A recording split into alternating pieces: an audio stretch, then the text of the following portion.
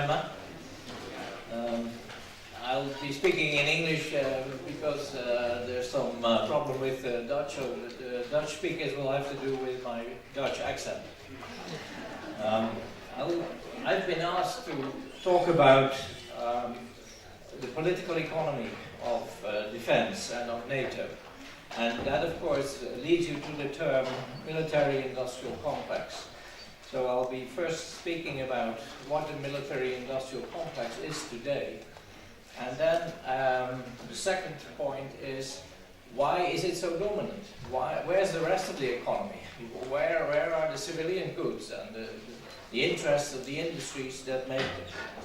So first about the military-industrial complex, and you all know that in 1961 this term was introduced by then former President Eisenhower when he retired. And we all know that politicians, after they retire, suddenly become very smart about the world that we live in, whereas while they're still governing, they are extremely stupid.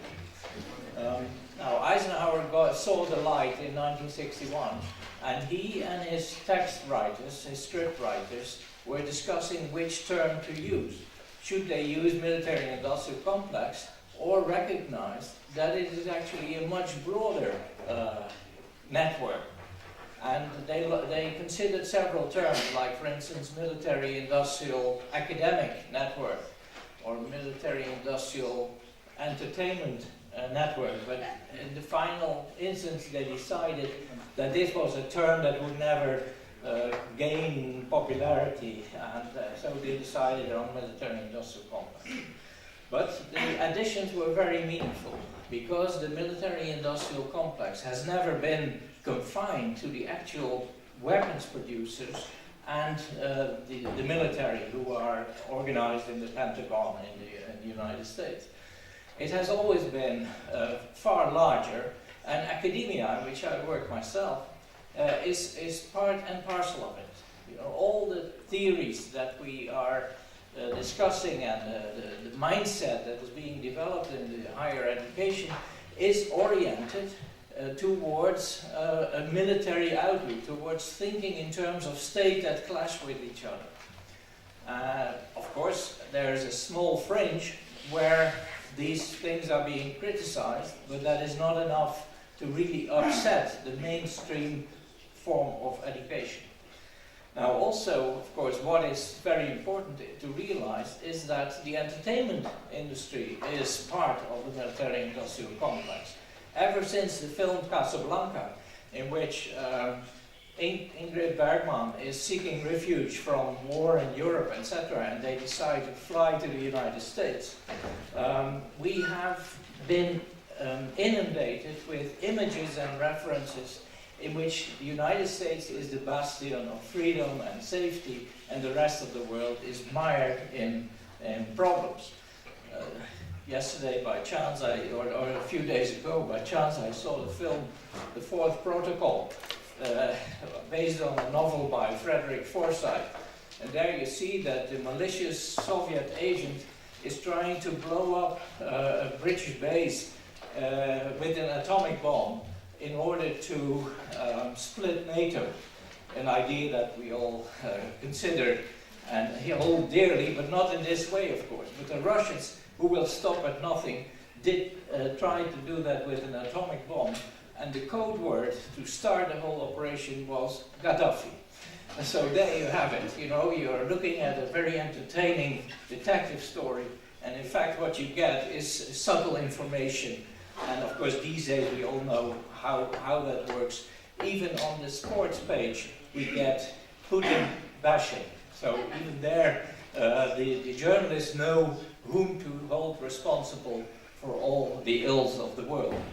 Now, back from entertainment and academia, industry itself, of course, is also much deeper involved in weapons production than you might think, because many producers that we associate with civilian products, like the car manufacturers, General Motors and Ford, are in fact dual-use producers. They produce military goods and civilian goods, so that's an important point. At the end of the Cold War, so in 1989, let's say the major first Cold War, there was a crisis of the American aviation industry, and there was a whole wave of mergers between important aerospace corporations. And these corporations were helped with their merger plans by the big Wall Street banks. And the Wall Street banks, therefore, also became part of the military-industrial complex because the merged companies were deeply in debt. The debt was being handled and sold by the Wall Street banks, and if there's any one figure who symbolizes this connection, it is Richard Holbrooke, who was a banker at Lehman Brothers and first Boston, and who then became responsible for the Yugoslavia portfolio. And we already heard references about the first NATO operation outside its borders, and that had a lot to do with the prospects for the aviation industry. The fact that they were air wars is not just modesty on the part of NATO, but it's also indicative of the fact that that was the branch of the economy that needed, the war economy, that needed help, first of all. Now, the last major addition to the military-industrial complex today is the inclusion of the big internet and IT corporations. So Google, Apple, Amazon, you name them, they all have become part of what you might call a vast search engine which is dedicated to tracking down opposition, meaningful opposition in the world, not just the terrorists, because if they were all after the terrorists, there wouldn't be any terror attack left. They are actually searching for opposition. They're deeply involved in the, not only in the military-industrial complex, but of course also in the war on terror. If you just think that one of the major American newspapers, the Washington Post, was bought a few years ago by Jeff Bezos, who is the owner-founder of Amazon, and that last year, in 2016, Amazon had an enormous contract with the CIA to make its cloud available to that organization. You can begin to see how there's a triangle between media, the military-industrial complex, and the internet sector. So there's hardly anything left. But now the second question, and that is, why is it so important? Where are the civilian forces, which still in the 1980s and before always made sure to have an alternative vision of a world order, which from the United States was actually being advocated through the Democratic Party most of the time. Now that has completely disappeared. Why is that? When did it happen? And I think here we have to get a step deeper into how the capitalist economy is operating, that it supports a class society, and that the economy and that class society both are in a deep existential crisis today. If we get a figure like Trump, and there's no point making fun of him, we will all do in our spare time, but the fact that we get a figure like Trump in the role of the United States presidency, and that his opposing number was what Diana Johnston calls the Queen of Chaos, Hillary Clinton, is a sign of the crisis. You know, there's not one good candidate waiting in the wings and the bad candidate happens to be chosen. They're all bad candidates because they are reflective of a system in crisis. Now this crisis has to do with the connection between capitalism and class society, and the fact that capitalism throughout its history has been an imperialist war-tending system. We don't have to go back here to the history of slavery and the bloody wars of conquest that capitalism has managed. But it's important to realize that after the Second World War, basically already after the Depression, capitalism for the first time in its history was forced to accept a class compromise, because it had incurred this deep depression. It had caused, been a major factor in two incredible world wars that in their destruction have no equivalent. And that meant that its social license, its political license, so to speak, had expired. And that concessions had to be made. If you don't understand that, you won't understand the present period either, because when in 1947, George Kennan, one of the architects of the Cold War, today often seen as a sort of moderate, but in fact he was one of the most committed hardliners at the time. And he said, we have 6.3% of the world's population. And that 6.3% of the world population owns 50% of the world's wealth. How are we going to sustain that? Now, of course, on the one hand, by continuing the recipe of conquering other peoples, using war as a means of policy and so on. But on the other hand, they were forced to make these concessions. So the West itself, we, the United States, Japan to some extent, were part of a compromise, a class compromise. That it was capitalism with a human face. The rest of the world, of course, has never seen that human face. In Vietnam, they don't know it. In Latin America and Indonesia, they have no clue what we would be talking about when we speak about capitalism with a human face. But we had it. I studied, I grew up in that world.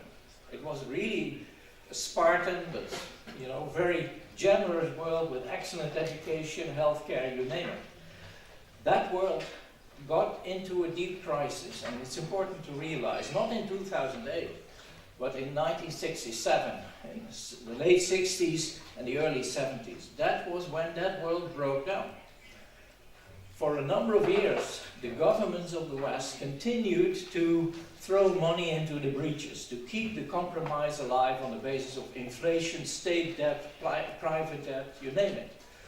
But at some point, that whole system has exploded, and that was 2008. After 2008, there's no possibility anymore to find money, even not with so-called quantitative easing, which is printing money and giving it to the banks, to keep the social compromise in the West itself alive. And that is why we live in a society now which has abandoned compromise. We are being governed by lies, by the politics of fear, by a frightening combination of preparation for war, preparation of initially largely imaginary dangers like terrorism, and of course since 2012 or so, Putin, who is being amplified into the incarnation of everything bad in the world. That founds a politics of fear, and that politics has replaced the politics of compromise. But if we want to be more precise, you can see that the response to the crisis that, as I said, started in the late 60s and early 70s, just think of the collapse of the monetary system in 1971-73 when the dollar was cut off from gold. I mean, these are world historic events. But also the defeat in Vietnam, a movement in Latin America, etc., that asked for a response. And the real architects of the warlike policies that we are looking at today were Reagan and Thatcher. Ronald Reagan in the United States and Margaret Thatcher in Britain. They led the West into a policy of confrontation. If you want to know how the class compromise with labor, for instance, ended, just think back of how Margaret Thatcher provoked the miners' strike and other outbursts, and then defeated them the harsh way. How Ronald Reagan handled the strike of the air traffic controllers and then defeated it the hard way. That is the moment when class compromise within the West, so the human face of capitalism, was actually disappearing. And at the same time, we see that at that point, capital itself begins to redeploy across the globe, abandon its anchorage in the West itself, and become active in other parts of the world. And NATO, of course, has followed that course, as it has already been referred to, but we've also seen that the United States has gone from one level to warlike policies. Don't forget that Trump is not the first madman in the White House. Reagan at the time was also considered a complete nutcase who was ineligible for public office, and yet he became the president. And he did everything that you might expect from him, like calling the Soviet Union the evil empire. We laugh about that now, but at the time people were really shocked. And the people in the Kremlin who by that time were no longer socialists, but merely, you know, old conservatives and very worried about global stability, they thought that he had lost his mind by saying such things. And a lot of events from those years are make it understandable. Now, as I said, the point here is, why is civilian industry not powerful enough anymore? Well, because that civilian industry slipped into a crisis from the 1970s. The crisis has become worse and worse and worse. The ruling class in the West, which rules through that system and rules thanks to the arms industry and so on, and everything that's attached to it, as I said, has replaced the politics of compromise and social welfare by the politics of fear. And that is the politics that we are confronted with now. Don't think that events like Manchester, of course we're all sad if you think of the victims, etc. But also the attack on the policeman in the last day of the first presidential round in Paris. Don't think that that is a completely authentic fight of the third world against the West. It's imbricated in it, but it's a very difficult issue, because it's also remarkable that we are now in a situation where no election can be held any longer in critical situations, where this aspect of terrorism, in spite of all the police and all the surveillance, is absent. So let's be very vigilant here too, and realize that the military-industrial complex also has branched out into all the so-called opposing movements, and especially the most radical ones among them. We live in the politics of fear. We face a military machine that is attached to a system in crisis, and I think if there ever was a moment when we have to begin to think about the modalities of demolishing this whole system, it is today. Thank you very much.